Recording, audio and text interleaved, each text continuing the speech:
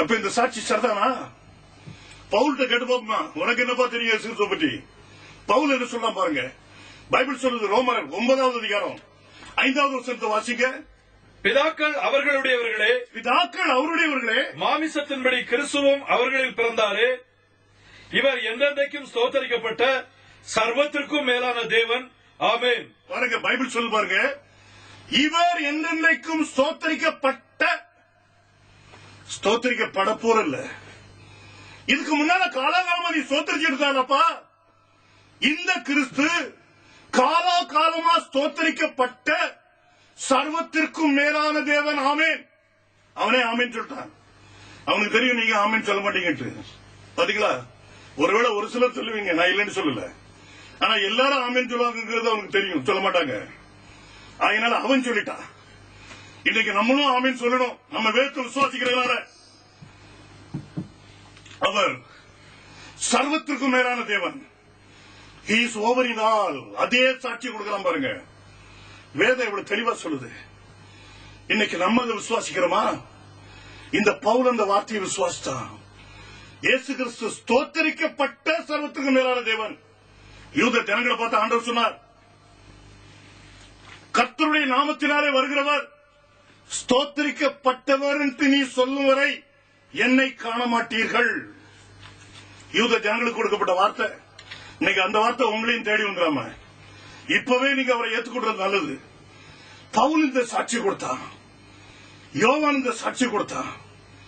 பாருங்க, பைபிள் சொல்லு, ஸ்நானகனாகிய யோவான் இந்த சாட்சி கொடுத்தான். இப்படி ஒவ்வொருவரும் தங்களுடைய சாட்சியை கொடுத்துக்கிட்டே வர்றாங்க. தோமா என்ன சாட்சி கொடுக்கான்னு பாக்குறீங்களா? சந்தேக பெருவழி. யோவான் 20வது அதிகாரம் 28வது வசனம் சொல்லுது பாருங்க.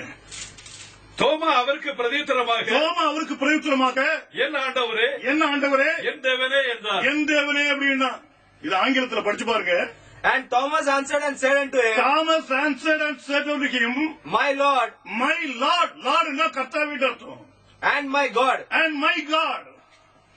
இந்த தோமாவுக்கு கர்த்தரும் அவர்தான், தேவனும் அவர்தான். இஸ்ரவேலுக்கு நம்முடைய தேவனாகிய கர்த்தர் ஒருவரே கர்த்தர். இந்த வார்த்தை எங்க சொல்றான் பாருங்க. இதுதான் முதலாவது கட்டளை. He is my Lord and God. ரெண்டும் அவர்தான், எனக்கு வேற யாரும் இல்ல. ஒரு நேரத்தில் அவர் சந்தேகப்பட்டான், இந்த இயேசு கிறிஸ்து யாரா இருக்குமோ சொல்லி நினைச்சான்.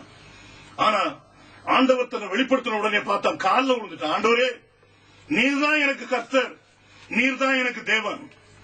பாருங்க, பைபிள் அப்படி சொல்லுது. இன்னைக்கு நீங்க அவரை யாருன்னு நினைக்கிறீங்க? உங்களுடைய மனசுல இயேசு கிறிஸ்து எந்த இடத்தை பிடிச்சிருக்கிறார்? கானாவூர் கல்யாண வீட்டில் வந்திருக்கும் போது இயேசு கிறிஸ்து ஒரு ஓரத்தில் உட்கார்ந்து இருந்தார். அவருக்கு கொடுக்கப்பட்ட இடம் அதுதான். மற்ற எல்லா இடங்களிலும் மற்றவங்க நிறைஞ்சிருந்தாங்க. அற்புதத்தை அடையாளத்தை செய்யக்கூடிய தேவன் ஒரு ஓரத்தில் வைக்கப்பட்டிருந்தார். இன்னைக்கு உங்களுடைய இதயத்தில் அவர் எங்க இருக்கிறார் பாருங்க. இந்த தேவன் யாரு? இவர் ஒரே தேவன் தானா? சிந்திச்சு பாருங்க. பைபிள் இப்படி நமக்கு சாட்சி கொடுக்குது. அப்போ இத்தனை சாட்சிகளை நான் உங்கள்கிட்ட சொல்லிட்டே வர்றேன்.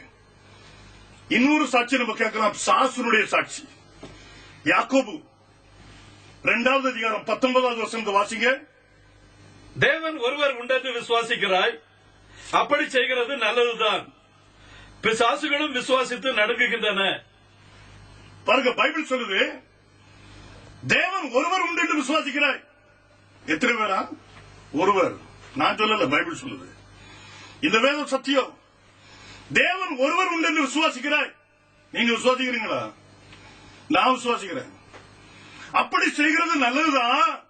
ஆனா பிசாசுகளும் எத்தனை தேவன் உண்டு என்று விசுவாசிக்கிறான்?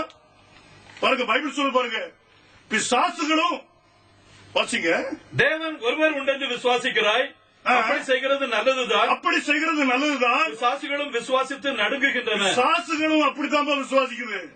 நாளைக்கு நீ சொல்லுவா, சாசை நீ ஏமாத்தி விடுது, ஒன்றுக்கு மேற்பட்ட கடவுள் இருந்தாங்கன்னு சொல்லி ஏமாத்தி விடுதுன்னு சொன்னீங்கன்னா அது உனக்கு முன்னால ஆண்டவர்கிட்ட போயிடும். ஆண்டவரே, நான் சொல்லல, எனக்கு தெரியும் தேவன் ஒருவர் தான் உண்டு. நான் அப்படித்தான் விசுவாசிச்சு பயப்பட்டு இருக்கேன். அது போய் உனக்கு முன்னால போய் சாட்சி சொல்லிடும். நல்லா கவனிங்க. தேவன் ஒருவர் தான் உண்டு. அநேக தேவர்கள் கிடையாது. ஒன்றுக்கு மேற்பட்ட தேவர்களை பற்றி இந்த வேதம் போதிக்கல. சிலர் நினைக்கலாம் இயேசு கிறிஸ்து ஞானஸ்நானம் பெற்று கரையேறின உடனே வானவுக்கு திறக்கப்படுதா பாருங்க. மத்தேயு 3வது அதிகாரம் 16வது வசனத்துக்கு வாங்க. இயேசு ஞானஸ்நானம் பெற்று ஜலத்திலிருந்து கரையேறின உடனே இயேசு ஞானஸ்நானம் பெற்று ஜலத்திலிருந்து கரையின உடனே இதோ வானம் அவருக்கு திறக்கப்பட்டது. வானம் திறக்கப்படுச்சுதான். தேவ ஆவி புறாவை போல் இறங்கி தம்மேல் வருகிறதை கண்டார். இது யோவானுக்கு கொடுக்கப்பட்ட காட்சி. அன்றியும் வானத்திலிருந்து ஒரு சத்தம் உண்டாகி இவர் என்னுடைய நேசகுமாரன், இவரில் பிரியமாயிருக்கிறேன் என்று உரைத்தது. பாருங்க, பைபிள் சொல்லுது. இத கேட்கும் போது பாத்தீங்களா, இதுல 3 பேர் இருக்காங்க பாருங்க. பிதா வானத்தில் இருக்காரா, இடையில புறாவின் ரூபத்துல பரிசுத்தாவியானவர் வந்துட்டாரா, பூமியில குமாரன் நின்றுட்டு இருக்கிறாரா. இத நல்லா கவனிச்சு பாருங்க, உங்களுக்கு புரியும். இது 3 இல்ல 2 பாருங்க. வேதம் சொல்லுது, பிதா வானத்திலிருந்து பேசுறது உண்மையா இருந்தா இந்த பூமியில இருக்கிற இந்த இயேசு கிறிஸ்து குறித்து பேசும்போது இவர் என்று அவர் சொல்ல முடியாது. ஏன்? இந்த 2 பேருக்கு இடையில பரிசுத்த ஆவியானவர் புறாவின் ரூபம் கொண்டு இருக்கிறார். 2வது பெர்சனை தான், 2வது ஆளை தான் நம்ம இவருக்கு சொல்ல முடியும். இயேசு கிறிஸ்து 2வது ஸ்தானத்துல இல்லங்க. 2வது ஸ்தானத்துல புறா இருக்கிறதுனால 3வது ஸ்தானத்துல இயேசு கிறிஸ்து நிற்கிறார். இவரை சொல்லும் போது அவர் என்னுடைய நேசகுமாரன் சொல்லணும். ஆனா இங்க வேதம் சொல்லுது இவர் அப்படின்னு சொல்லி. அப்போ அங்கே 2வது பெர்சனை பற்றி வேதம் சொல்லிட்டு இருக்குது பாருங்க. பைபிள் அப்படி சொல்லுது. இது 3 இல்ல, இது ஜனங்கள் திரிக்கிற கதைகள். அங்க வேதத்தில் அதுக்கு ஆதாரம் இல்ல. பாருங்க, தேவன் நம்மோடு இருக்கிறார். ஒரு சின்ன காரியத்தை சொல்றேன்.